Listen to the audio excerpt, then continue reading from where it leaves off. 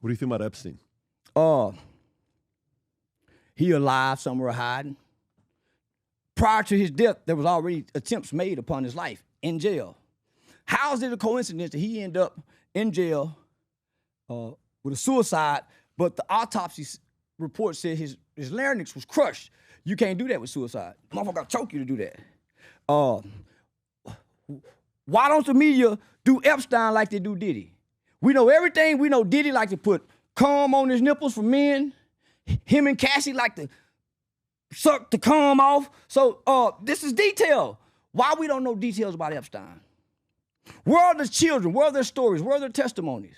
Why don't we have open access to Giselle's testimony and her cooperation with the government? You mean Ghislaine? Yeah. Ghislaine. Yeah, yeah. You know why? Because most of the people went to the island was politicians and powerful people, princesses of Wales, all them types, the real freaks, the evil people. The evil people who can go to an island and have access to children that nobody knows have been kidnapped in the world. The evil people. Those are politicians. Those aren't poor people. Those are not people on drugs. Those are not gangbangers that's doing this. Gangbangers hurt their own people. But it's a group of people that take our children and they disappear, and powerful people have access to them. There's a movie that I question to this day. It's called Sounds of Freedom, Cry of Freedom, about Sounds of Freedom, yeah. Human. I cried watching that movie. I kept walking. I said, oh, man. I said, why don't nobody promote this movie from Hollywood? Why don't our government promote this movie?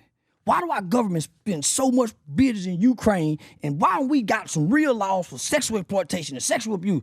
Because they in on it too. So at the end of that movie, it says that child sex trafficking has surpassed drugs and guns in the world. You don't need to reply. You don't need to re-up with a kid. You catch him at 5, it's a sex slave till it die, unless somebody free it. So you asked me a question earlier. How does a kid survive that with no hope? Agony. It's the resiliency of a child that adults lose throughout life. So, nah, man, so I think our government, all that, everybody full of shit. I wear a hat that says I think everybody's playing. We really ignore the conditions of our children in America. We have some of the most drug-addicted children ever in the history of human existence today. More of our children go to bed hungry or live in abuse, neglect, and is exposed to more violence than any other group of children outside of these third world countries. But there's not a lot of resources, there's not a lot of things put into development. More things are being taken from the kids and given to the gays and the politicians in the interest groups. America's citizens is being robbed by politicians who put capitalism before citizenship. Capitalism over citizenship. Yeah. So that's why you hear the media, terms and words are powerful. It's what Hitler used to exterminate a whole group of people. The Consumer Reporting Credit Act stripped us of our citizenship, because if you go pull my credit, you can go get access to me so you have stripped me of my citizenship. And the media now identifies Americans as the American consumer, not the American citizens. The American consumer. Everything's about a consumer report. Capitalism. They talk socialism, but they really want capitalism. Capitalism supersedes racism.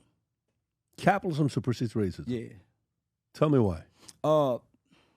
If you get enough money, they don't look at you like you a color. If you come in mountain... Isn't that a good thing? Isn't that a good thing?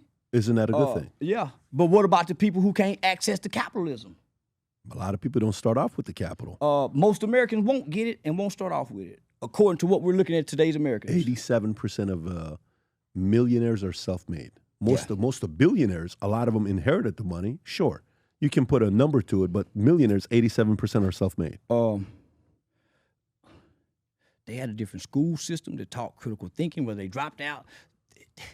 This is not the same America that can repeat that again with this group of kids who can barely read on or above their grade level, who don't have a worldview, who don't know economics because economics is not in school. They don't know banking because they haven't been given a piggy bank to put a quarter here. They don't get an allowance to learn how to save. They don't get out. But access to information is more available. Like a person today, if they really wanted to go find out and learn for themselves with just YouTube alone, you can get access to doing almost anything, selling, coding. ChatGPT can learn how to code. You have so many methods of learning today. Not when you're indoctrinated, you don't. Our children have been indoctrinated. That part, but you need to go to school to be brainwashed. Well, YouTube can only teach you the basics. It's only teach you the basics. The people that go watch YouTube can barely read.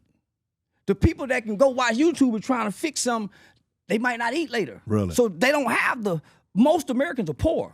They don't have the luxury to learn from YouTube. They're escaping reality. I think sometimes if you give them an out, they'll run with it.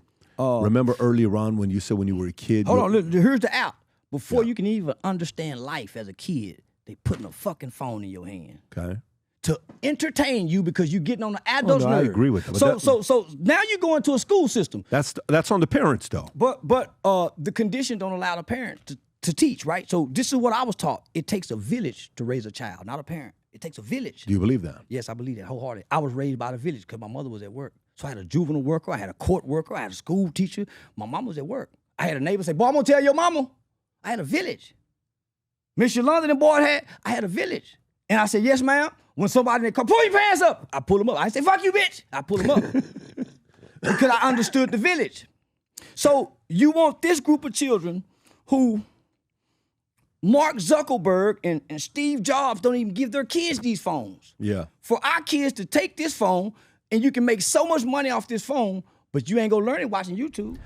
Say, what's up, everybody? This your boy Charleston White, a.k.a. America's favorite uncle. I just signed up to Manette. So if you want to message me, you want to cuss me out, you want to fuss at me, even if you want some counseling, call me. I minister healing by way of word. You can message me directly on Manette. I promise, man, I'm going to respond directly. I ignore them DMs on Instagram. They just took my Facebook. I don't respond on YouTube. I will respond on Manette. I promise. Just call me and see. Text me.